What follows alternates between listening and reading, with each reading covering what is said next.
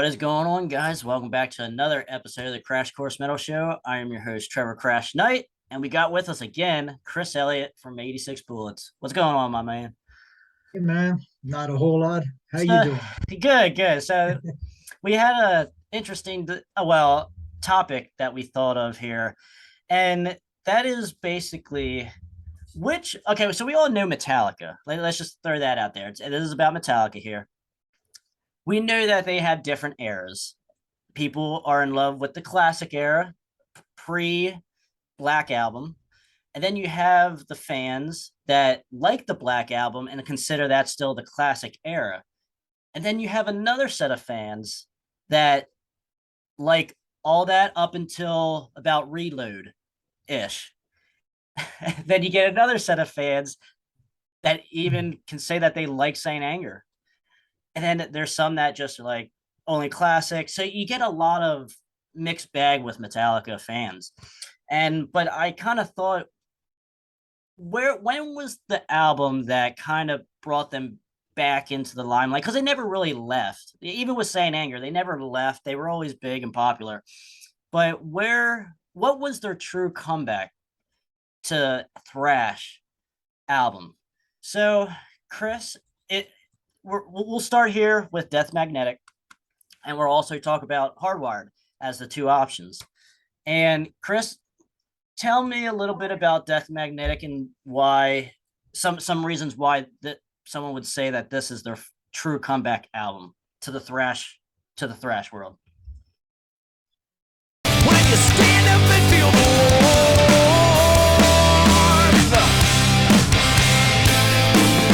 but the sunshine never comes.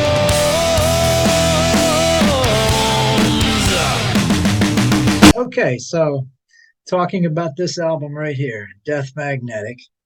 This came out in 2008 and was produced by Rick Rubin, who's a very well-known producer. Yes. He's done Slayer, Black Sabbath.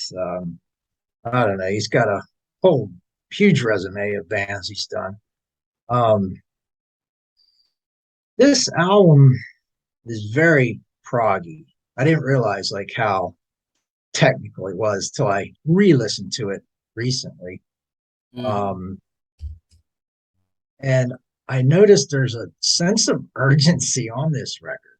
So that would be a reason that I would have to say, hey, could this be the comeback album they were looking for? You came off of 2003, I think it was, or two. Yeah, with Saint Anger, which Right. Yep. really polarized. Well, maybe not even polarized, but it really turned a lot of fans off. Yeah. It was a total change up for them. You know, their direction was almost shockingly different at that point. You know, if you thought like going from Black Album to Load to Reload was different, Saint Anger was a total detour somewhere. Exactly. You know? Yeah, I agree. Is that as bad as it really was? Well, that's a subject for another conversation, I think. But it was just such an off direction that it shocked. Now, fast forward about 5 years to 2008, and this comes out. Headache. You've got, well, it's not a super long album. I think there's 10 tracks, is it, if I'm counting this correctly? Yep. Which seems pretty short in the norm, but they're long songs. Yes, they are. Yes, they are. Yeah. The thought was at the time that, or the hype was that this is they're recreating Injustice for All in a way, you know, like they're going back to that era. Okay. And I do hear that. I get that comparison. Mm-hmm. There's no one on this album. You know, there's no song like of that magnitude, but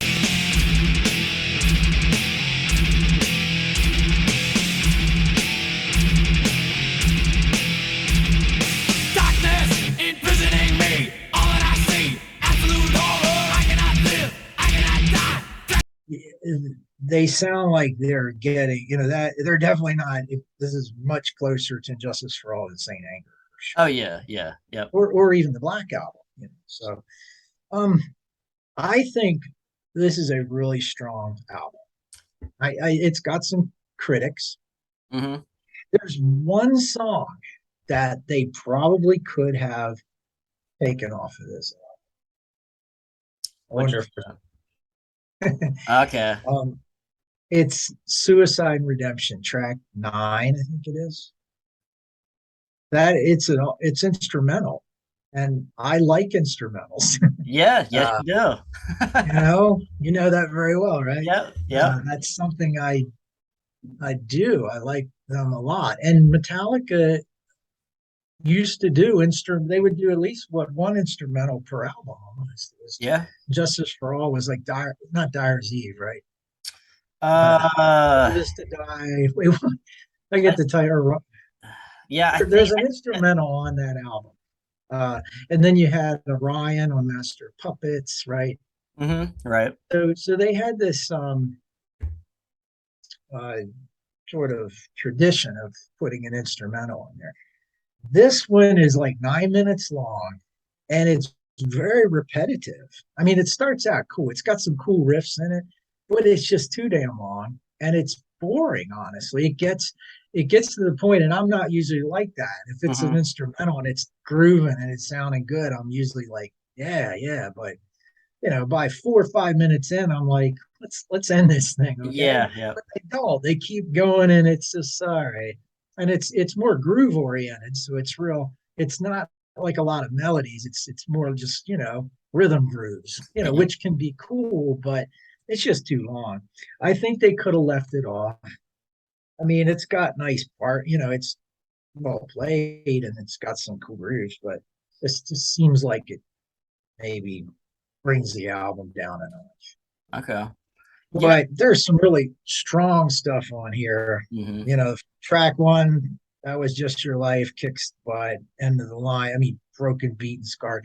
They have some great riffing on here. All Nightmare Long, Yep. Unforgiven 3. I like that. I mean, Yeah, it's yeah. nice. Nothing. Yeah, there's nothing wrong with the Unforgivens. I certainly like to listen to all three at the same time, though, whenever possible.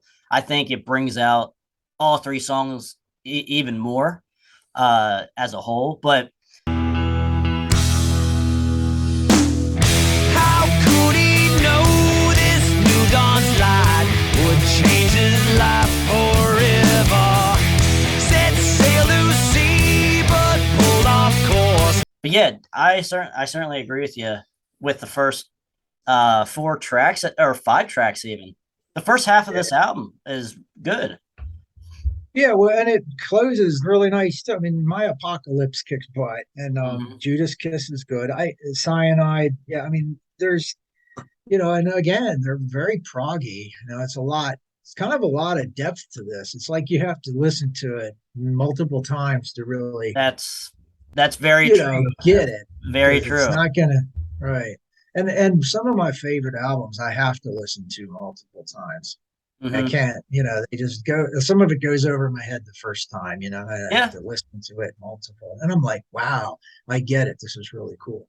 yeah. Same with So, me. Same with me too. I when we were prepping for this video, because I haven't listened to this album probably since like 2012, maybe, or maybe even maybe not as that long ago, but it's been a long, long, long time.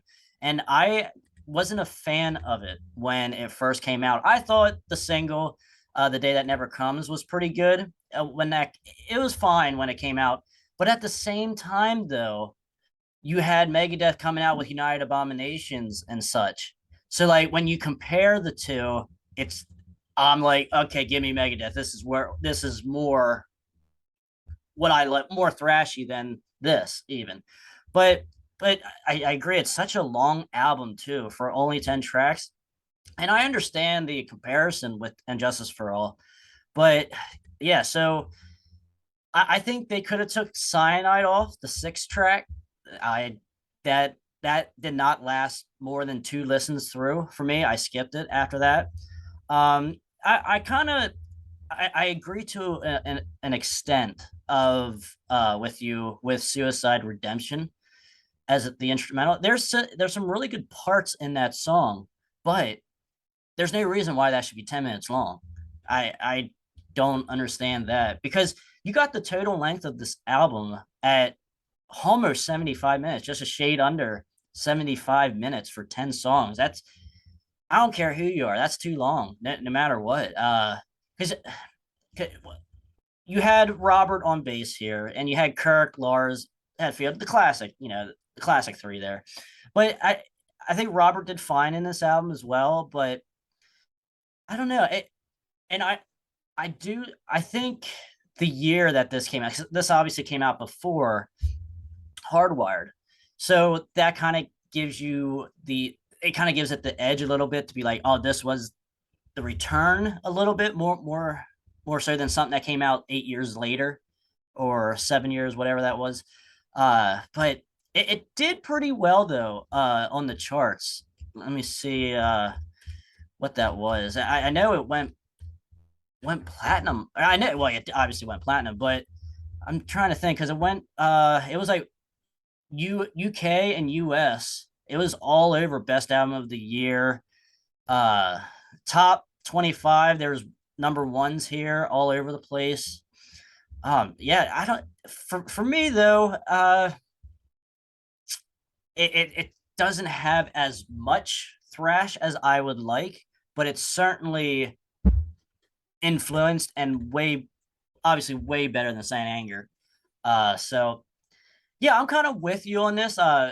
We'll come to a consensus here though after we talk about Hardwired. But like I said, I was certainly pleased revisiting this album though. I will say that it was, I enjoyed revisiting this album because it was certainly, two songs maybe was on the iPod from the last 10 years since I had this record, and then I'm going to keep at least half of this album now on the iPod. So certainly a positive album. Unforgiven 3, like you said, really good. The single, really good. Broken, Beaten, Scarred, The Day That Never Comes, All Nightmare Long. A lot of people like All Nightmare Long. Some people think that's Metallica's best new stuff or new song from the new stuff. And I can't disagree. It is a good song. So We trace, hunt you down without mercy, hunt you down all nightmare long, yeah. Looks, runs, and you crawl again, but your luck runs. all right. I think we said most of what we had to say for Death Magnetic. So let's jump into Hardwired. Chris, is this where they actually made their comeback to the thrash world? Well, Hardwired. First of all, I think it should have been one album. Mm-hmm. I got to get that off my chest right away, because when I first heard it, that was my impression, and when I listened back to it recently, it was my impression again. So nothing changed my mind on it. Sometimes you can go back and listen, and be like, I was wrong about that. Mm-hmm. The first CD is almost perfect. I mean, it's really good. You got Hardwired, Atlas Rise, boom, boom, right? Yep. That gets your attention. Hardwired is probably one of the most attention-getting songs I've ever heard. It just, hits you over the head multiple times with a sledgehammer. It doesn't let up. Atlas Rise, get the groove. Now that we're dead, I don't know. I mean, that one is, it's got some cool parts, but is it a little too plotting? I don't know. Moth into the Flame, that was the single, I think. It's a strong track. Dream No More, that's okay. Halo on Fire is good. Mm-hmm. But then you look at the second CD. You got Confusion, which to me is kind of confused. It's just plotting. It doesn't really go anywhere. I think that's the common theme with the second disc. Mm-hmm. A lot of these just kind of, there's nothing memorable about it. It's just grooves. There's nothing catchy. I still don't even remember the chorus to Confusion or Man Unkind. Mm-hmm. They're very similar sounding. I think what it is, the pace of these songs is very similar. Yeah. It's like the Metro one, same beats per minute or something. I don't know. It just seems like it's just not as inspired. I don't know. Here Comes Revenge. I yeah, I can't, you can't even get that in my head because it's just like I said, it's not memorable. Am I Savage? There's another Murder One, and then Spit Out the Bone. That's a good track. Man overthrown, spit out the bone.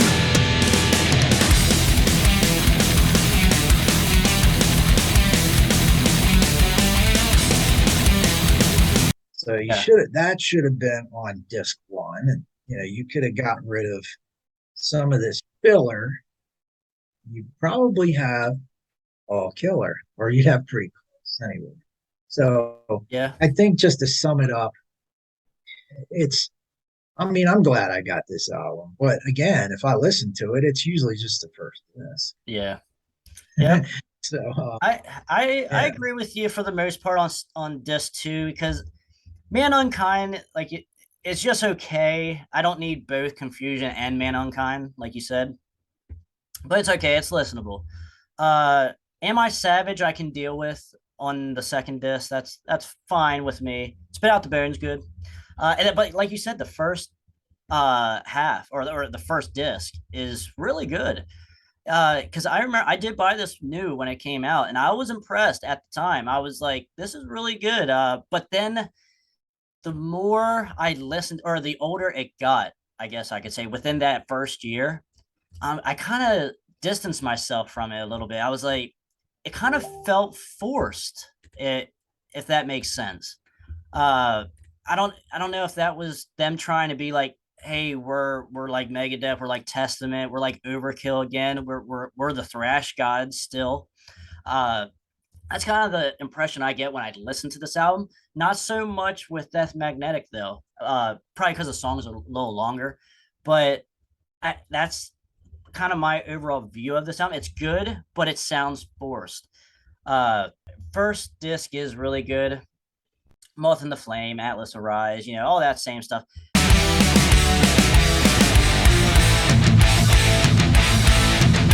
Masquerade as Vega, heavy is the crowd, beaten down and broken, drama wears you down.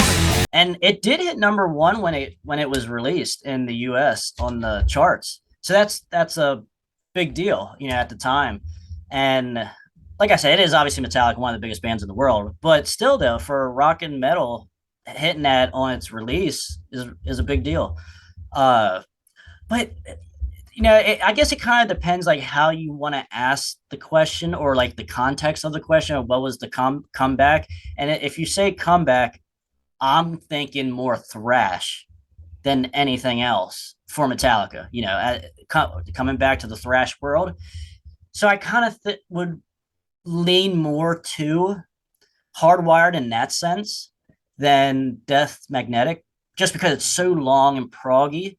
But then again, so was And Justice for All, and that was thrashy too. So is there really an answer here, Chris? I don't know if there's a true answer. I think I have an answer, Okay. which of course it's opinion, right? Right. Yeah. Yeah. To me, it's hands down Death Magnetic. Okay. I think it's a no-brainer to me. Yeah. It is. If you had Justice for All come out, right, and then it was followed by Death Magnetic, I don't think anybody blink. Right. Yeah. That's a good point. That's a good point. So because they were kind of heading in that direction. And if you think about it, like most people that are classic Metallica fans, they were lost at the Black Album. Yeah. So you got a lot of fans that will listen to nothing after Justice. Actually, you have some that probably don't listen to anything from Master anymore, really hardcore. Yeah. They sold out after. Man, I don't know if you could say that. They didn't. Well, you could say, okay, so they had a video for one. Yes. Yeah. I think that was their first video. Yes. So I guess you could technically say, but I mean, is one a sellout song? I mean, yeah, and it's like 10 minutes long. Well, yeah, I'm not in that camp. I'm cool with the music video and one. I'm cool with it. It's all good.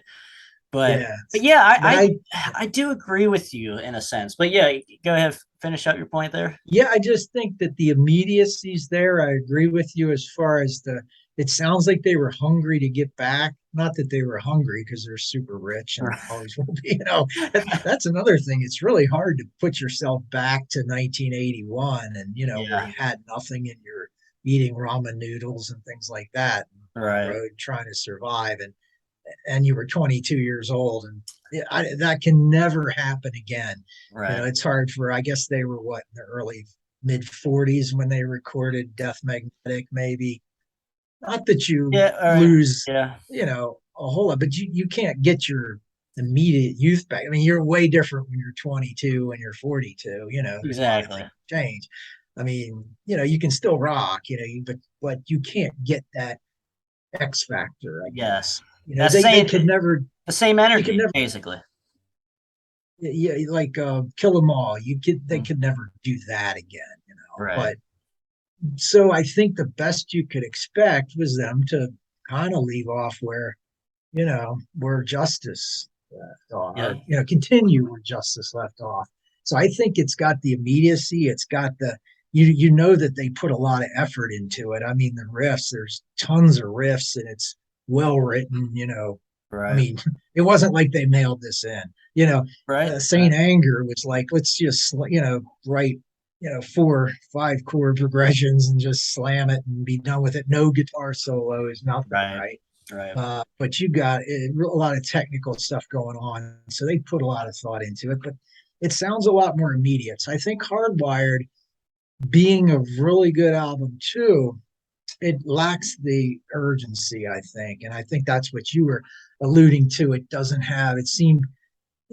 I don't know if I'd say it's forced to me, but I Mm. think what it's missing is that fire in the belly, kind of rawness or something. It's a little more polished. Yeah, You know, I kind of can't say, like I said, like missing his personality, kind of, or like it's just kind of generic. Maybe that's a better word for it. At the same time, I don't know. There's something to it. Like there's something to Hardwired that like it maybe not forced so much, but just seems kind of like, hey, we're trying to do this again.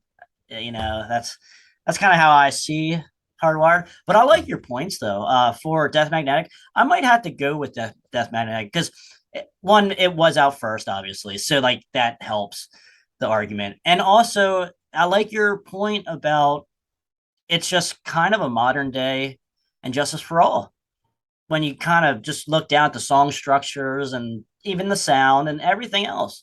Just a kind of a modern day part two of Injustice for All. I like that point. That might be the swaying point for me. well, you know what? What if that album had come out in 1991 instead of the Black Album? I don't know if anyone would blink, Yeah, right? I mean, that's a good point. the production and all that. I don't. Yeah, to me, it just sounds like it would be logically the next album in line, but back then they went in the direction of the Black Album. I mean, can you fault them? Not from a business point of view, as far as, Right. selling a zillion copies and, being that was what launched them into the Oh stratosphere. yeah. So I would never slight an artist for that. I could have my own taste and say, I don't like. Well, no, I don't listen to the Black Album anymore. I don't, can't. It's just so overplayed. It is. I'm gonna reach for Master or Ride the Lightning or something. I would reach for Hardwired. Yeah. But Yep. the Black Album, I keep seeing it. Like I saw it in Walmart the other day, the remastered. It's like $20. I mean, it's back in 1991 that would have been what, like $8, Yeah. like, Yep. so it's like not like super expensive, but I looked it up. I'm like, look at, oh, it's got a live disc. Well, maybe I'll get it because of the live disc, and maybe I will, but I'm like, I'm not even going to listen to it, I know. so Yeah. I'm Yeah. not sure I want to. I mean, what's the point, kind of, but yeah, I think that's where we're at with that. And it's definitely a lot more logical to go from Justice to Death Magnetic than it is Justice to almost anything after before that, like Saint Anger, of course, and Right. The loads, the Yeah. re and the I agree. load. I think you're swaying me more towards Death Magnetic. I think that's our consensus pick here is Death Magnetic. For the points that we said, basically, that's where I'm at on that as well. Yeah, definitely. Though I think right now Death Magnetic is probably the answer. So, yeah, guys, let us know in the comments. Let us know where we got it wrong, where we got it right. So, Chris, anything else you want to mention about these albums? Not too much. Maybe a little bit about Kirk. Okay. It seems like he kind of he's a little. It's wild and spastic on Death Magnetic. His playing it almost sounds like it was just improvised some stuff, and they grabbed some, the best moments, and and that's cool. He has a lot of attitude. It sounds like on Hardwired he mailed it in a little bit, Okay. where he sticks to, again, he's one of those that went real bluesy, like we talked about on the last episode. Right. He doesn't do a lot of shredding. It's almost just stick with the kind of bluesy thing. And yeah, I don't know. I guess it works for him. And who does he have to answer to? He's Yeah. super successful, Yeah. and but it's kind of like, I saw a video live. I think it was recent. I forget. Well, it was in recent years, but it was Master of Puppets Mhm. live, Okay. and he kills it. He nailed it. The solo was Yeah. just this, of course I'm going to watch that. That's probably one of his best. Right. It is. It's like super shreddy, and it's, Oh yeah. badass. Yep. And he nails it too. And I was like, wow, he still can, he's got his chops, he still can wail like that. He can nail that solo live, except for one part. There's a mistake in it where he slides the string accidentally off the neck and gets this real high note out of it. Uh It's kind of cool, but huh. he can't. He even said in interviews like he couldn't really do that live again. It's like it was an accident in the studio. Wow. So he just fakes it a little bit. He never gets that one note that Right. it Yeah. almost Yeah. sounds like a really high note. It was just because he pulls the string off of the neck by accident. It's weird. Damn. But Yeah. I anyway, never. I never heard that nugget before. Thank you for bringing that. I'd never heard that nugget before. So that yeah, nice little piece of information. So yeah. But I kind of wish he would do a little more of that kind of shredding. That would put a right. little more of the cherry on top. That Yeah. would have been the icing on the I can cake. agree with that. Yes, I would agree with that 100%. I get more of the just get more of the thrashy style soloing going, and we know he can do that. But like we said, a lot of these guys are starting to go more towards bluesy stuff, which is fine too. But you know, we're here about a comeback though. That's what we want, the comeback stuff. So yeah, I mean, I think that's where we're at though. Death Magnetic. I think I think that's our consensus pick. So guys, let us know in the comments what you think, Hardwired or Death Magnetic. So I want to thank you guys for watching the Crash Course Metal Show, and thank you, Chris, for coming back on and giving us some golden nuggets there. So thank you for your insight. All right, brother. All right, guys. Until next time, I'm Trevor Crash Knight, Chris from 86 Bullets, and we will see you guys later.